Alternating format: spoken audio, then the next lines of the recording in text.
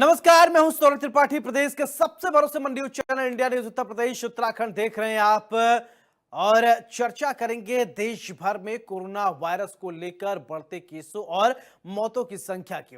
बीते 24 घंटे में 10 लोगों ने जान गंवाई है। नए वेरिएंट से एक दिन में सबसे ज्यादा मौतें हुई हैं और केरल में सबसे ज्यादा 5, दिल्ली में 3 और महाराष्ट्र में 1 मरीज की मौत हुई है। जनवरी से अब तक कोरोना से 97 लोगों की मौत हो चुकी है। देश में 31 राज्यों और केंद्र शासित प्रदेशों में एक्टिव केसों की कुल संख्या 7,383 पहुंच गई है। हालांकि शनिवार को नया मामला दर्ज नहीं हुआ है, जबकि 17 मरीज रिकवर हुए हैं। केरल में सबसे ज्यादा 2007 केस हैं और इसके बाद गुजरात में 1441 और पश्चिम बंगाल में 747 एक्टिव मामले हैं। उत्तर प्रदेश सरकार ने कोविड-19 के बढ़ते मामलों को देखते हुए सावधानी बरतने के निर्देश जारी किए हैं। प्रमुख स्वास्थ्य अधिकारी ने सभी अस्पतालों को जरूरी दवाइयां, पीपीई किट, जांच सुविधाएं, isolation bed, oxygen cylinder, ICU और वेंटिलेटर जैसी सुविधाओं को तैयार रखने को कहा है।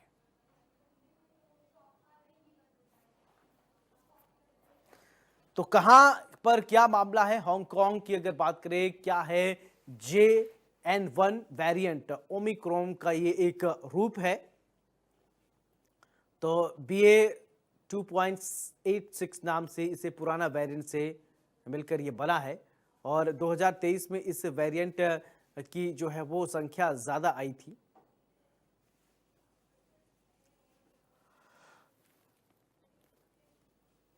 तो संक्रमण का ये दौर और वैक्सीन की इम्यूनिटी भेदने की अगर बात करें तो चीज़ें बड़ी हैं। तो क्या है ये ग्राफिक्स के माध्यम से आप देख रहे हैं।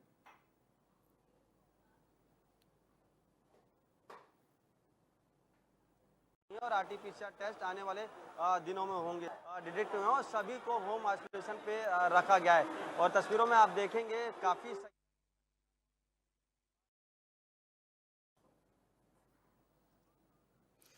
तो लगातार मामले बढ़े हैं।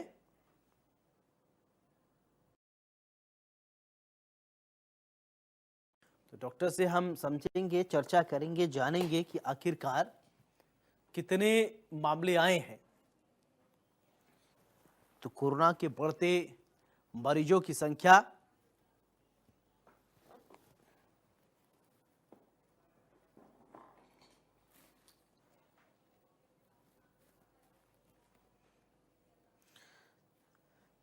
तो सावधान, कोरोना फिर से आ गया है। कोरोना से सावधान रहने की जरूरत है।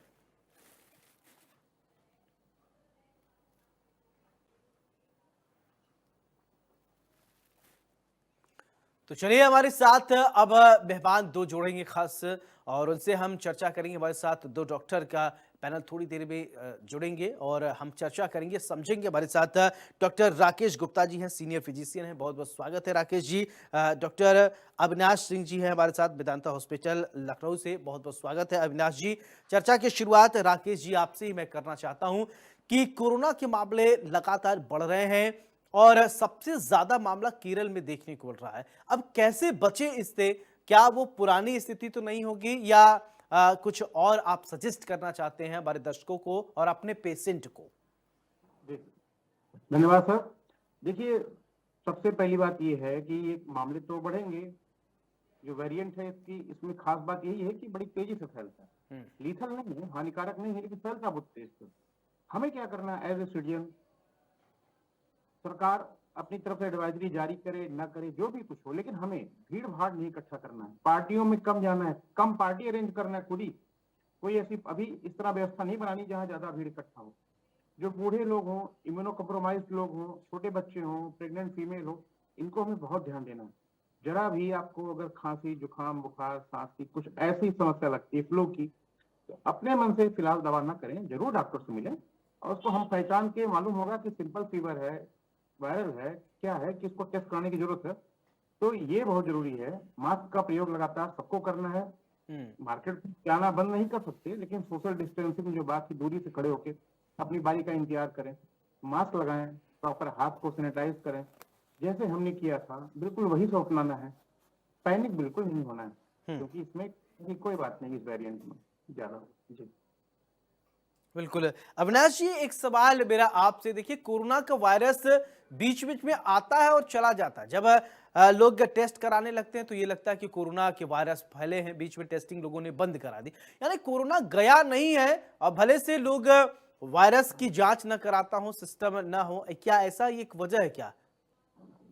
देखिए जो कोरोना वायरस है बेसिकली वो है हमारी आस इन्वायरमेंट में ही है। अगर आप देखेंगे जो अभी वेरिएंट है जो जिसकी वजह से कोरोना हो रहा है वो भी ओमिक्रॉन फैमिली का ही वो वायरस है जिसमें म्यूटेशन हुआ है। तो ये वायरस इसमें खास बात है कि ये म्यूटेशन होता रहता है जिसकी वजह से ये अपने जो उस डिजीज करने वाली जो उसकी अपनी खुद की क्षमता होती है वो वेरी करना स्टार्ट कर देती है। इस बार का जो वेरिएंट है उसमें अगर आप देखेंगे मोस्टली जो सिम्टम्स हैं फ्लू लाइक सिम्टम्स हैं, साथ में कुछ GI symptoms diarrhoea, nausea, vomiting, ये थोड़ा कॉमनली हम लोग को देखने को मिल रहा है। जैसे डॉक्टर साहब ने भी बताया कि ये डिजीज तेजी से फैलती तो है बट बहुत ज्यादा नुकसान नहीं पहुंचा रही, बहुत लीदल नहीं है। अगर आप देखेंगे पिछले लास्ट 24 घंटे में हमने 1 या 2 मामले देखे हैं जिनमें पेशेंट को डेथ हुई है, बट वो सारे पेशेंट फ्रेजाइल पेशेंट हैं। तो इसीलिए जो डॉक्टर साहब ने बताया कि हम लोग को जो इम्यूनो कॉम्प्रोमाइज पेशेंट हैं, एल्डरलीज, प्रेग्नेंट फीमेल्स हैं जो, या जिनको बहुत क्रोनिक लंबे समय से डिजीज चल रही है, उन सबको इस बीमारी से बचाने की कोशिश करनी है। तो कभी भी फ्लू लाइक सिम्टम्स हो रहे हैं, फैमिली में 1-2 लोगों को एक साथ हो रहे हैं, तो इसका मतलब उस तरह की प्रॉब्लम हो सकती है। बट इसका मतलब ये नहीं कि आपको तुरंत परेशान होना है। कुछ वार्निंग साइन होते हैं कि जैसे हमारा सेचुरेशन ऑक्सीजन का लेवल हमारा डाउन होना स्टार्ट हो जाए, ब्रीदिंग प्रॉब्लम होना स्टार्ट हो जाए, साथ साथ में हमारे जो कॉन्शियसनेस है उसमें प्रॉब्लम आना स्टार्ट हो जाए, नोजिया वोमिटिंग इतना ज्यादा हो रहा हो कि पेशेंट नॉर्मल दवाओं से रिस्पॉन्ड ना कर रहा हो। तो इस तरह से जो सिम्टम्स हैं उसको हम आइडेंटिफाई करके जो कॉमन हम लोग के पहले के प्रिकॉशन है उसको हमें फॉलो करना होगा अगर हम अपने आप को बचाना चाहते हैं। 3 सबसे इंपॉर्टेंट चीज थी, मास्क, हैंड हाइजीन और साथ में क्राउडेड प्लेसेस पे ना जाना। ये 3 चीज हमें अपनी तरफ से कोशिश करनी है। अदरवाइज अगर आप देखेंगे तो ये वायरस फिर से म्यूटेट होगा, फिर से नए वेरिएंट के साथ नए नए सिम्टम्स के साथ हमें परेशान करेगा। बट मास जो हमारा वैक्सीनेशन हुआ है, बहुत सारे लोगों को खुद से कोविड होने की वजह से हमारी जो हार्ड इम्यूनिटी होती है, जो कम्युनिटी में एक तरह का प्रोटेक्शन ऑन हो जाता है, वो हमारी प्रोटेक्शन की वजह से हमें इस तरह के बहुत ही खराब सिम्टम्स नहीं देखने को मिल रहे हैं। बहुत हानिकारक नहीं है वायरस, बट फिर भी हमें पूरी सावधानी बरतनी है, स्पेशली जहां पेशेंट कॉम्प्रोमाइज्ड है, इम्यूनो कॉम्प्रोमाइज्ड बिल्कुल। है। राकेश जी, एक सवाल मैं आपसे ये जानना चाहता हूं, क्योंकि ठंडा गर्म का मौसम है, अभी कभी कहीं बारिश हो जाती है तो वहां मौसम ठंडा हो जाता है, तो फिर इसके बाद कुछ लोग एसी में रहते हैं, फिर बाहर आते हैं, ठंडा गर्म की वजह से सर्दी जुकाम होती है। लेकिन कोरोना हो गया है, ये कैसे, उसके सिम्टम और नॉर्मल सर्दी जुकाम बुखार के क्या अंतर है क्या दोनों में, या कुछ मिलते जुलते ही सिम्टम्स हैं?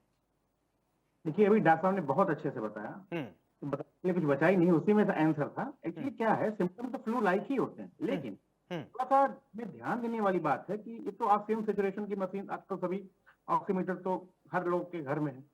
अगर उसमें लगे कि हमारा ऑक्सीजन सेचुरेशन लगातार कम हो रहा है, कम होता जा रहा है, जीआई सिम्टम आए, गैस्ट्रो इंटेस्टाइनल सिम्टम है, उल्टी हो रही है, मछली आ रही है, हाजमा ठीक नहीं है, पेट से संबंधित कोई डायरिया हो रहा है, कोई समस्या इस तरह पेट से संबंधित है, या कॉन्शियसनेस अल्टरनेस हो रही, मतलब उसको थोड़ा सा कहाँ हूँ, कैसे हूँ, कुछ चीजों का पता नहीं लग रहा है, मतलब वो कुछ अजीबो बात कर रहा है, बड़बड़ा रहा है, तो आप बिल्कुल सावधान हो जाएं। ये सिम्टम कोरोना के हो सकते हैं। बाकी बाकी सारे सिम्टम जो हम फ्लू में हमेशा देखते हैं, शरीर में दर्द होना, बुखार होना, थकान होना, कमजोरी होना, सुस्ती छाना, तो ये फ्लू के सिम्टम तो हो ही सकते हैं, लेकिन थोड़ा हमें जागरूक केवल होना है। ऑक्सीजन कंसंट्रेशन कम हो रहा है अगर, तो देखना है, फिर तुरंत सावधान हो जाए, फिर आपको तुरंत हॉस्पिटल जाना है, अपने मन से कुछ भी नहीं करना है। बिल्कुल। एक बात और मैं ये समझना चाहता हूँ, देखिए अभी जैसा कि अभी पहले डॉक्टर साहब ये बता रहे थे कि अब बहुत से ऐसे, ज्यादातर लोग क्या कि कुछ ही को छोड़ दो, पर 1-8% हो सकता है कैसा हो अपवाद, सब वैक्सीनेटेड हैं, लेकिन उस वैक्सीनेशन में कुछ लोग ऐसे हैं जिन्होंने बूस्टर डोज नहीं लगवाया है। जो लोग बूस्टर डोज नहीं लगवाए हैं, क्या उन पर ज्यादा इम्पैक्ट लगवाया उनको कम असर होगा, और जिन्होंने नहीं लगवाया उनको ज्यादा होगा। एक्चुअली क्या है, अगर नहीं भी लगवाया तो हमारी हार्ड इम्यूनिटी अगर बन गई है तो हमें कुछ नहीं होगा। मेन चीज ये है कि ना, अगर हमारी इम्यूनिटी उसको पहचान लिए उस स्टेम को, हम्म। तो फिर हमको कोई तकलीफ नहीं होगी, होगा भी तो बहुत जी जी। सामान्य रूप। अच्छा अविनाश जी, मैं एक बात और आपसे ये समझना चाहता हूं कि जिनको कोरोना हुआ वो क्या खाएं, क्या खान पान का क्या ध्यान रखना चाहिए जिससे उनकी इम्यून सिस्टम स्ट्रांग हो। देखिए ये बहुत ही अच्छा आपका क्वेश्चन है और इसका आंसर भी बहुत सिंपल है। हम लोग को पता है कि हमें ऐसी क्या चीजें लेनी चाहिए जिससे हमारी जो बॉडी की इम्यूनिटी है वो बूस्ट अप कर सकती है। डाइट में बेसिकली जितने भी एंटीऑक्सीडेंट वाले मतलब फूड पार्टिकल्स होते हैं, बेसिकली अगर हम फ्रेश फ्रूट की बात करें, सैलेड्स की बात करें, तो उन सब में इस तरह की जो चीजें काफी मिलती हैं, एंटीऑक्सीडेंट्स होते हैं। प्लस हमें जब भी हमें इस तरह की प्रॉब्लम अगर हो गई है, हमें फ्लू लाइक सिम्टम्स हो रहे हैं, तो हमें अपनी ओरल हाइजीन को मेंटेन करना बहुत ज़रूरी है। उसके लिए हमें अपनी ओरल हाइजीन को मेंटेन करने के लिए हम हल्का गुनगुना पानी यूज़ कर सकते हैं। ओरल हाइजीन को मेंटेन करने के साथ साथ में ऐसा फूड हमें लेना है जो डाइजेस्टेबल हो, बहुत इजीली हमें उन्हें बहुत मतलब ऐसा फूड नहीं लेना है जिसको डाइजेस्ट करने में बहुत प्रॉब्लम हो। तो ये दो चीज़ें हमें ध्यान रखनी है कि फ्रेश लीफी वेजिटेबल्स हम ये ले सकते हैं, साथ साथ में हल्का जो फूड जो पार्टिकल्स हैं वो ऐसा लें जिसको हम डाइजेस्ट करने में कोई तकलीफ ना हो। प्लेंटी ऑफ वाटर इंटेक के लिए हम लोग बोलते हैं कि ढेर सारा आपको वाटर का इंटेक करना चाहिए। और बहुत सारी कंडीशन जो फ्लू लाइक सिम्टम्स होते हैं उसमें रेस्ट करना बहुत इंपॉर्टेंट है। जितने भी वायरल फीवर होते हैं उसमें हम लोग बोलते हैं आपको रेस्ट करना है प्रॉपर, अच्छा वाटर इंटेक अपनी बॉडी में मेंटेन करना है, और साथ साथ में ऐसे फूड आइटम्स हमें अपने लेने हैं खाने में जो हम इजीली डाइजेस्ट कर पाए। ये तीन चीजें बड़ी इंपॉर्टेंट हैं। साथ साथ में जिनको सिम्टम्स नहीं हो रहे हैं, जो बचना चाहते हैं, जिनको फ्लू नहीं है, उनके लिए भी यही है कि एक हेल्थी डाइट आपको कंटिन्यू करनी है, हैंड हाइजीन मेंटेन करना है, ओरल हाइजीन मेंटेन करनी है, और डिस्टेंसिंग जो हम लोग अभी डिस्कस करें, सोशल डिस्टेंसिंग की बात कर रहे थे, वो भी बहुत अच्छे से मेंटेन करने की जरूरत है। तो हमें क्राउडेड प्लेसेस पे बहुत अपने ध्यान रखने की जरूरत है। खाने पीने के जो आइटम्स हैं उसमें मोस्टली फ्रूट्स, सैलेड्स, ये सब ज्यादा हमें इंकॉर्पोरेट करना है, और साथ साथ में ये भी ध्यान रखना है कि जो फूड पार्टिकल्स हैं उसको हम इजीली डाइजेस्ट कर पाए। तो कोई बहुत हैवी फूड हमें लेने की जरूरत नहीं है। और सबसे ज्यादा मेरा जोर इस पे रहेगा कि आपको वाटर का इंटेक अपना बढ़ाना है। Plenty of water is very very important, सब बहुत जरूरी चीज है। अगर आप इसको मेंटेन रखेंगे तो मोस्ट ऑफ द टाइम आपको प्रॉब्लम नहीं आएगी। सही बात है राकेश जी। देखिए प्लेंटी ऑफ वाटर की बात अब अविनाश जी ने कहा, तो एक बात मैं ये समझना चाहता हूँ, बहुत से ऐसे लोग होते हैं पानी बहुत कम पीते हैं, डॉक्टर्स तो उनको सलाह देते रहते हैं कि भाई पानी पियो पानी पियो। डॉक्टर जब कहेंगे तो पानी पिएंगे और डॉक्टर नहीं कहेंगे तो पानी नहीं पिएंगे। सही कह रहे हैं। एक्चुअली ये बहुत सही बात आपने कहा है। काफी पेशेंट ऐसे होते हैं, डॉक्टर साहब प्यास ही नहीं लगता दिन भर। देखो आपको करना तो पड़ेगा, क्योंकि बहुत जरूरी है हाइड्रेट रखना अपने आप को। पानी कम से कम 2 से 2.5 लीटर जरूर पीना है, रेस्ट प्रॉपर करना है। ठीक है, अगर पानी ना पानी के रूप में, जूस के रूप में जो सीजनल जूस है उनको हम ले सकते हैं पानी से रिप्लेस करके, अगर कोई किडनी की प्रॉब्लम ना हो तो लिक्विड तो लेना बहुत जरूरी है। पानी बहुत जरूरी है, क्योंकि हमारी शरीर में, हमारी पूरी शरीर केमिकल फैक्ट्री है, और उसके लिए पानी बहुत जरूरी है। वो रिएक्शन प्रॉपर हो, हमारा शरीर अपने आप को मेंटेन कर पाए, जितने भी टॉक्सिन्स उनको निकाल पाए। ये इस तरह अगर पेशेंट को बताया जाए कि भाई अगर पानी पियोगे तो आपकी गंदगी उससे घुल के पेशाब के जरिए, पसीने के जरिए, लैट्रिन के जरिए निकलेगी, छनेगी, तो वो शायद समझेगा, फिर उसको सीरियसली लेगा कि हाँ पानी पीना जरूरी है, और पिएगा। बिल्कुल ठीक है। अविनाश जी एक सवाल मेरा आपसे, देखिए बच्चों के लिए तो थोड़ा कठिन हो जाता है, बड़ों के लिए तो आप लोग समझा देंगे वो मान जाएंगे, लेकिन जो छोटे बच्चे हैं तो छोटे बच्चे को पालन कराना तो उनके माता पिता या पेरेंट्स या घर के जो बड़े बुजुर्ग हैं वही करा सकते हैं। बच्चों के लिए क्या सजेशन है? देखिए बच्चों को हमें एजुकेट तो करना होगा। बच्चे आजकल के जो हमारे बच्चे हैं वो बहुत इंटेलिजेंट हैं, और अगर हमको जरा सा भी प्रॉपरली ये बताएंगे कि हमें कैसे अपने बिहेवियर को मॉडिफाई करना है, जो कोविड है उससे हम बच कैसे सकते हैं, तो बच्चे समझते हैं। क्योंकि बच्चे आजकल के मुझे ऐसा लगता है बहुत इंटेलिजेंट हैं, उनको जरा सी भी बात आप बताते हैं तो वो उससे 2 कदम आगे ही अपनी चीजों को करते रहते हैं। तो हमें उनको अब ओरल हाइजीन, हैंड हाइजीन, इसके बारे में प्रॉपरली एजुकेट करना है। मास्क यूज करना उनको बताना, स्पेशली अगर स्कूल जा रहे हैं वहां पे भी सोशल डिस्टेंसिंग के बारे में हम लोग को डिस्कशन करना चाहिए। फूड इनटेक के बारे में उनको बताना है कि टाइमली आपको ये सारी चीजें को कर लेना है। तो बच्चों को अगर एजुकेट करेंगे तो डेफिनेटली बच्चे हम लोग की बात मानते हैं। अगर उनको हम थोड़ा सा अवेयर करेंगे तो डेफिनेटली वो हमारे साथ ही, हम लोग के साथ में बिल्कुल शोल्डर बाय शोल्डर हमारे हेल्प करेंगे इस कोरोना को प्रिवेंट करने के लिए। बिल्कुल। राकेश जी, अभी बीच में डॉक्टर्स ने ये कहा कि सैनिटाइजर्स का इस्तेमाल कीजिए, आप लोगों ने खूब कहा तो लोगों ने माना कि डॉक्टर्स ने कहा है तो सैनिटाइजर का इस्तेमाल करना चाहिए, लेकिन कुछ लोग ऐसे भी हमारे दर्शक हैं जो सैनिटाइजर कितना ज्यादा इस्तेमाल करने लगे उनको स्किन डिसीज होने लगी, हाँ, और अन्य बीमारियां उनसे होने लगी। तो क्या ऐसा संभव है क्या कि बहुत ज्यादा सैनिटाइजर का इस्तेमाल करने से हमारे स्किन संबंधित डिसीज होती है, क्या बीमारियां होती हैं? बिल्कुल हो सकता है। हमारे शास्त्रों में कहा गया है अति सर्वत्र वर्जित। कोई भी चीज ज्यादा मात्रा में गलत तरीके से किया है तो नुकसान तो करना ही है। तो इसका प्रयोग जब जरूरत हो तभी करें, अनायास नहीं करना है कि आप बैठे हैं, पता लगा हर घंटे निकाल निकाल के खुद ही साफ कर रहे हैं। भाई जब हम कहीं गए, हमें लगा हमने कुछ टच किया, लिफ्ट में टच किया, बटन किया, फाइल वगैरह इधर उधर किया, कुछ भी पेशेंट देखा या जैसे भी पब्लिक में कुछ सामान वामान लिया खरीदा, तो आपको उस हाथ से फिर कुछ नहीं छूना है, आपको सैनिटाइज कर लेना। लेकिन बार बार ये तो फिर बीमारी की श्रेणी में आ जाएगी ना, और करना भी नहीं। ठीक है, इस तरह से बहुत नुकसान करता है, क्योंकि जितनी जरूरत है उतना अगर फालतू करेंगे तो अल्कोहल बेस होता है, बॉडी में एब्जॉर्ब भी होता है वो। ठीक है, चलिए अब तो ये पेशेंट से रिलेटेड बहुत सवाल हो गए, लेकिन आप लोगों से रिलेटेड सवाल नहीं पूछा जाएगा तो प्रोग्राम इसका कोई मायने नहीं रहेगा, क्योंकि आप ही लोग ही देखते हैं। अविनाश जी, मैं सबसे पहले चाहूंगा आप लोग बताइए, आप लोग कैसे अपने आप को सुरक्षित रखते हैं, बचाते हैं, क्योंकि आप पता चला कि कोरोना पेशेंट से आप घिरे हुए हैं, आपको ही ट्रीटमेंट करना है, अपनों को भी बचाना है, घर पे बच्चे हैं, परिवार के सदस्य हैं, उनको भी बचाना है। जी बिल्कुल। तो अगर आप मुझसे पूछेंगे तो मैं बिल्कुल उन्हीं सारी चीजों को ही बताऊंगा जो मैंने अभी डिस्कस की है कि अब मैं जब भी अपने पेशेंट को देखता हूं तो एक प्रॉपर डिस्टेंसिंग बहुत इंपॉर्टेंट है। मैं अपने पेशेंट्स को मैं अपने से थोड़ी डिस्टेंस मेंटेन करा के उसको बैठाता हूं और फिर पेशेंट से मास्क पहनने के लिए कहता हूं, रिक्वेस्ट करता हूं। मेरे साथ में कोऑर्डिनेटर्स रहते हैं, वो भी ऐसा बोलते हैं कि आपको मास्क पहन के डॉक्टर के चैम्बर में जाना है। हम लोग खुद भी मास्क वियर करते हैं। मोस्टली जो पेशेंट से रिलेटेड आर्टिकल्स है उसको टच करने के बाद हम लोग अपने हैंड को सैनिटाइज भी करते हैं। तो सबसे इंपॉर्टेंट तो यही है कि आपको अपने आप को सैनिटाइज करते रहना अपने हैंड को, एक चीज। दूसरा, मास्क कंटिन्यूअसली पहनना है। तीसरा, आपको सबसे इंपॉर्टेंट है जो अभी सोशल डिस्टेंसिंग की बात हम लोग कर रहे थे, वो डिस्टेंस हम लोग को जो है मेंटेन करनी है। लास्ट में सबसे इंपॉर्टेंट ये है कि जब आप अपने हॉस्पिटल से घर हम लोग जब जाते हैं तो मोस्टली जो भी हम लोग ने हॉस्पिटल में पहन के हम लोग जो एक्टिविटीज करते हैं वो सारे जो क्लॉथ होते हैं वो सारे हम लोग निकाल के उसको प्रॉपर धुलने के लिए डाल देते हैं और घर में दूसरा कपड़ा यूज करते हैं। उसके पहले अगेन हैंड हाइजीन को हमें मेंटेन करना है, सोने से पहले ओरल हाइजीन को मेंटेन करना है। ये सारी चीजें हमें करनी ही करनी है। तो इससे हम लोग अपने आप को सेव कर सकते हैं। वैक्सीनेशन हम लोग ने करा रखा है, बूस्टर डोज हम लोग को लगी हुई है और जितने भी अभी वेरिएंट आ रहे हैं वो इतने प्रॉब्लमेटिक नहीं है कि हम अपने पेशेंट को ना देख पाए। तो पेशेंट को हम देख रहे हैं बट ये सारे प्रिकॉशन हम फॉलो कर रहे हैं पेशेंट्स को देखते समय।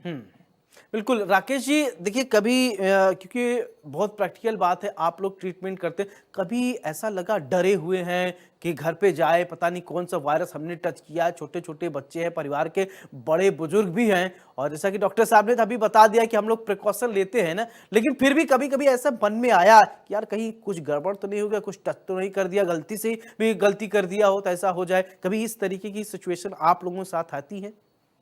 बिल्कुल आती है सर, हम लोग भी इंसानी हैं और अपने जितना बताया डॉक्टर साहब ने, जो भी हम पेशेंट को बोलते हैं खुद ही फॉलो करते हैं और सब ये करना चाहिए। अब ये सब करने के बाद भी, इतनी हिदायत करने के बाद भी अगर हो जाए तो फिर कुछ नहीं कह सकते। बाकी भगवान पर भरोसा है, अपने हमने कर्म किया अच्छे से और अच्छे से पूरी हाइजीन मेंटेन किया तो बिल्कुल चांसेस नहीं होते। और उसके बाद तो फिर भगवान पर भरोसा करना है ना। बाकी डर तो लगना स्वाभाविक है, इंसानी। अच्छा राकेश जी, एक सवाल मेरा आपसे, वैसे चाइना को लेकर मैं हमेशा सवाल जरूर पूछता हूं अपने डॉक्टर से। चाइना तो ऐसे माल थर्ड क्लास का बनाता है, ऐसा बनाता है कि आप लोग जानते हैं, लेकिन वायरस इतना तगड़ा बनाया हुआ कि एक नहीं दूसरे बार बार उसके वेरिएंट निकलते ही जा रहे हैं। सही कहा, चाइना के बारे में कहा था ना, चला तो चांद तक नहीं तो शाम तक। तो है ये वायरस का इस तरह से होता ही है, इसका रूटीन ये म्यूटेट करता रहता है अपने आप को, हर माहौल में ये ढाल लेता है। बिल्कुल, अगले साल कुछ और वेरिएंट आएगा, अगले साल कुछ और आएगा, ये आता ही रहेगा, कोई हमारे बीच से जाना नहीं, इसको हमेशा हमेशा रहेगा। जी जी अविनाश जी, तब क्या ये मान के चलाया जाए कि अब जीवन कोरोना के साथ ही गुजारना है, ये जाएगा नहीं, ट्रीटमेंट संभव होगा, आप लोग इलाज करेंगे, लेकिन जीना इसी के साथ है? जी बिल्कुल, बिकॉज अगर आप मुझसे पूछेंगे लास्ट 3-4 साल में जो वायरस के वेरिएंट आए हैं वो इतने लीडर नहीं है जितने अगर हम 22-23 की बात करें, उस समय जो हमारे वायरस सोसाइटी में थे उस समय, और हमारी बॉडी भी उस तरह से प्रिपेयर नहीं थी। तो अगर आपकी जो बात है उसको हम लोग सही तरीके से समझें तो हमें इसी के साथ रहना तो पड़ेगा, हमें डरने की जरूरत नहीं है, हमें बस प्रिकॉशंस अपने प्रॉपर लेने हैं। हमें जब सिम्टम्स आए तो हमें जो इनिशियल स्टेज वाले जो प्रिकॉशन है वो डेफिनेटली लेने ही लेने हैं। हैंड हाइजीन, अपने घर में लोगों की सुरक्षा करना, मास्क पहनना, ओरल हाइजीन मेंटेन करना, हाइड्रेशन को अच्छे से मेंटेन करना, ये सब चीजें हमें करनी है और डरने की जरूरत नहीं है। बिकॉज ज्यादातर जितने भी वेरिएंट हम लोग लास्ट 3-4 उसमें ईयर्स में जो हम लोगों ने देखे हैं, अभी लास्ट 2 ईयर्स में जो वेरिएंट्स आए हैं वो बहुत लीडर नहीं है। अगर उसको हम सही से मैनेज करें तो हम इसके साथ अपनी इसको नॉर्मल फ्लू की तरह ही ट्रीट कर सकते हैं। हमें बहुत हॉस्पिटलाइज होने की जरूरत नहीं पड़ती है। जी जी 24 घंटे में 1-2 मामले हम लोग को देखने को मिले हैं जो डेथ हुई है, उसमें ज्यादातर पेशेंट इम्यूनो कॉम्प्रोमाइज थे। तो ये मतलब बताता है कि आप इसके साथ रह सकते हो, इसको आराम से कंकर करके आप अपने नॉर्मल बिल्कुल लाइफ को कंटिन्यू कर सकते हैं। बिल्कुल राकेश जी, अविनाश जी से ये सवाल इसलिए मैंने पूछा क्योंकि बहुत सारे ऐसी बीमारियां हैं जो आई वो गई नहीं, चाहे वो प्लेग हो, हैजा हो, चेचक हो, चिकनगुनिया हो, जो भी बीमारियां आई वो गई नहीं, डॉक्टर्स के पास उसका इलाज हो जाता है कि साहब ठीक है हम इलाज कर देंगे, और ये होती रही हैं और होती रहेंगी। हेलो। हाँ राकेश जी, मेरा ये सवाल ये था कि जैसे कि बहुत सारी ऐसी बीमारियां थी जो जड़ से पूरी तरीके से खत्म नहीं हुई, जैसा कि एग्जांपल आप देख लीजिए, चेचक है, हैजा है, और प्लेग की एक बार महामारी किस तरीके से फैली हुई थी, फिर इसके बाद कई डायरिया है आपका, फिर बहुत सारी ऐसी बीमारियां आप लोग ट्रीटमेंट करते होंगे। उसी तरीके से कोरोना भी रहेगा कि ठीक है इसका इलाज चलता रहेगा अनवरत, इसी तरीके से जैसे अन्य बीमारियों को चल रहा है क्या एक्चुअली ना वो कि हम वायरस को खत्म थोड़ी कर सकते हैं, हम प्रिवेंट कर सकते हैं, खत्म कभी नहीं कर सकते। हमारे साथ हमेशा मानव सभ्यता के साथ रहेगा, लेकिन हमें रिसर्च करके, जैसे इतनी जानकारी, पहली बार इतना समस्या हुआ, मेडिसिन नहीं थी, कुछ आइडिया नहीं था क्या क्या कर रहा है कहाँ, अब तो पूरी हमें धीरे धीरे हर दिन लगातार अपडेट होते रहे ना कि ये कर सकता है, ये कर सकता है, ये कर सकता है, ये साइन आएंगे, तो उसका पूरा तैयारी हमारे पास है, हमारे पास मेडिसिन है, हथियार पूरे हैं, तो अपने दुश्मन से डर नहीं लगता ना भाई, हमारे पास हथियार आ गए जब, तो हमें क्यों डर लगेगा, लेकिन वो तो आएगा ही, वो तो रहेगा ही, वो कभी नष्ट नहीं। चलिए डॉक्टर, बिल्कुल अविनाश जी बहुत बहुत शुक्रिया आपका, राकेश जी आपका भी बहुत बहुत शुक्रिया, अपना बहुमूल्य वक्त हमारे लिए निकाला। तो कोरोना से किस तरीके से बचना है, क्या खान पान आपको रखना है, किन बातों का ध्यान रखना है, तमाम बातें आपने हमारे डॉक्टर्स से समझा, और इन बातों का आप विशेष तौर पर ध्यान रखिए और सुरक्षित रहिए। नमस्कार।